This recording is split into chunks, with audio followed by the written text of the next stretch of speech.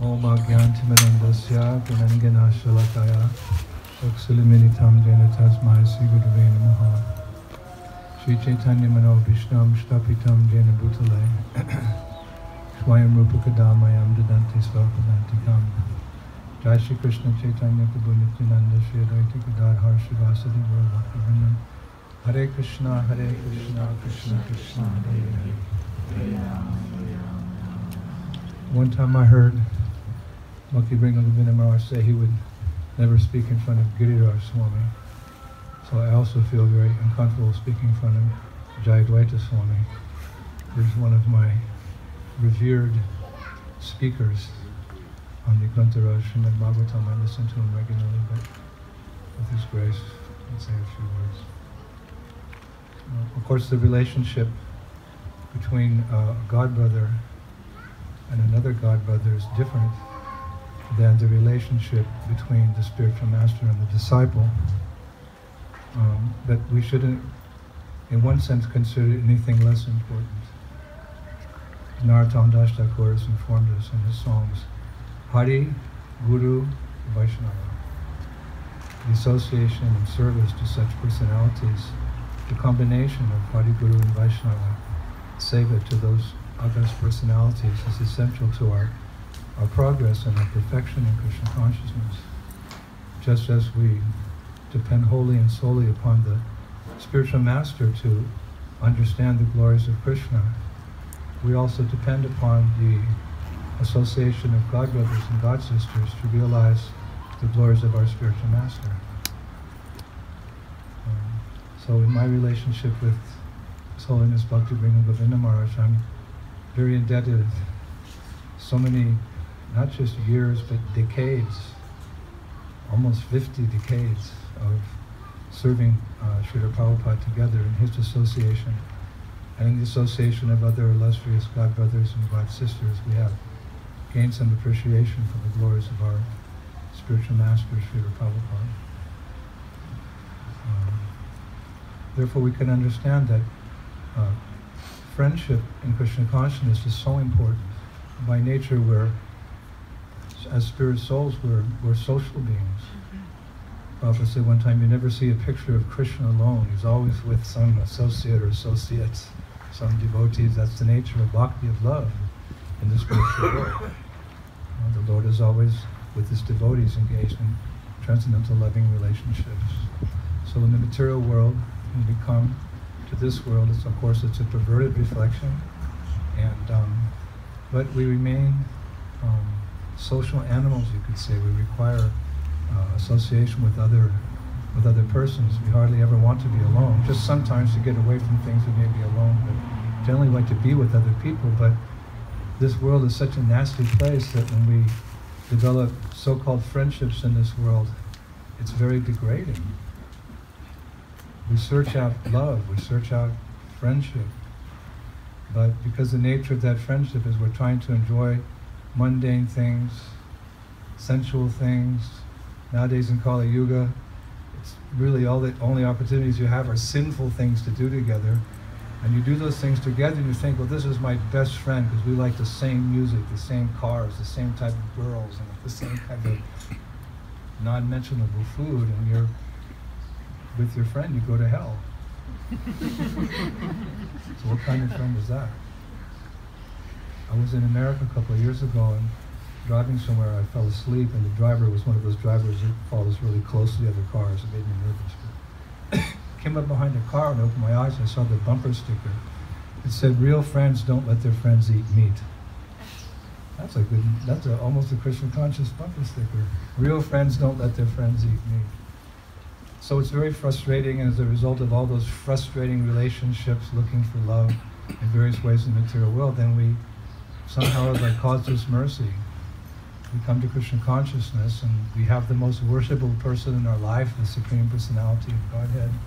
We have our spiritual master who delivers us from material existence, the lotus feet of Krishna.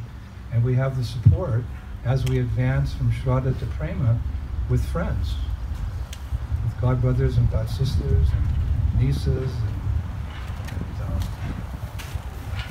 uncles and aunts. It's an extended family in ISKCON, and all these relationships encourage us, and we do these things, we do all these Krishna conscious things together.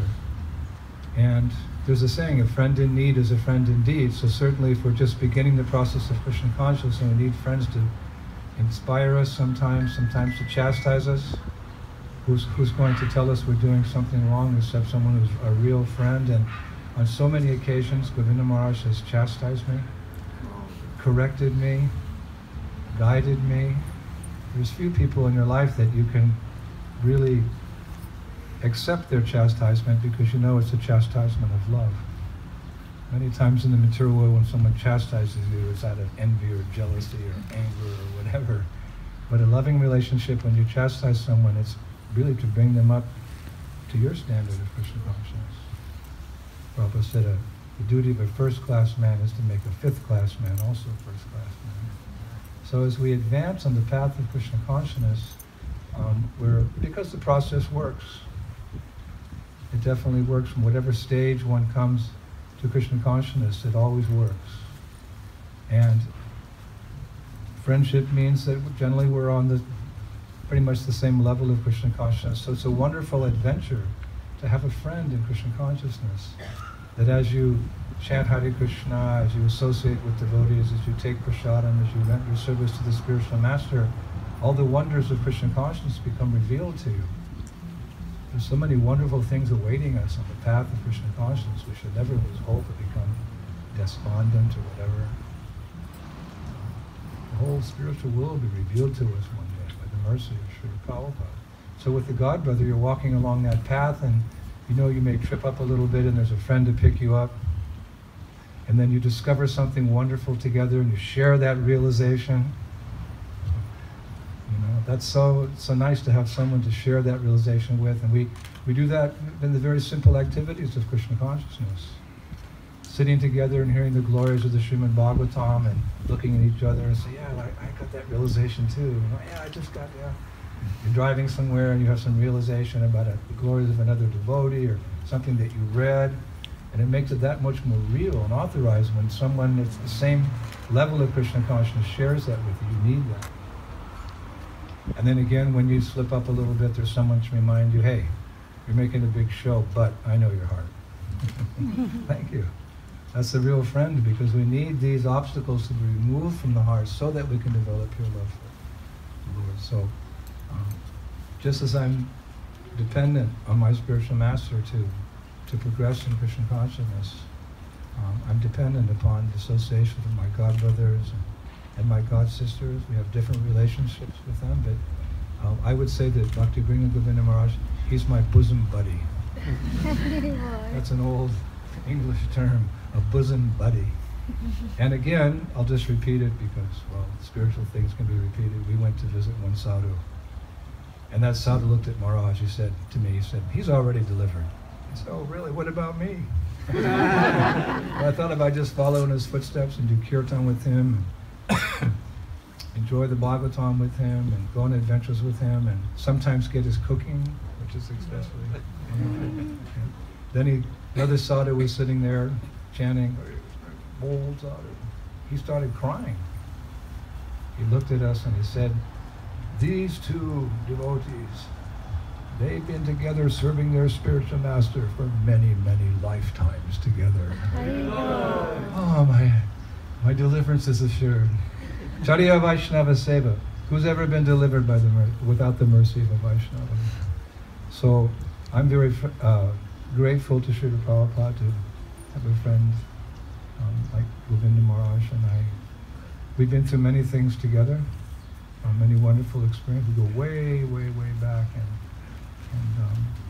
I'm very grateful to him for his friendship, enjoying the same things in Krishna consciousness, relishing, sharing realizations, giving gifts in charity to each other, sharing our realizations, taking prasadam together. My only lamentation in this relationship is he doesn't cook enough.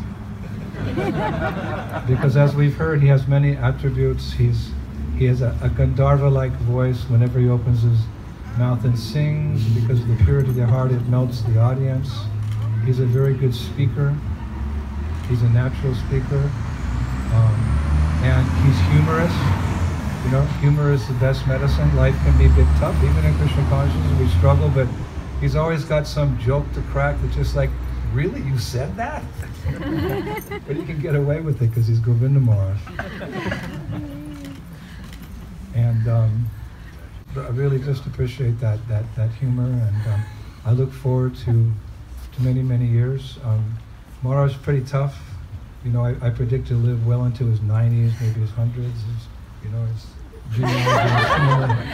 So, you know, I pray that all the way out that he'll continue to be my friend and consider me his friend, and we can continue relishing the progress together on the path of pure devotional service, safely at the lotus feet of our spiritual master, Srila. Bhakti Vrinda Govinda Maharaj ki Jai, Bhava ki Jai, Premanandi.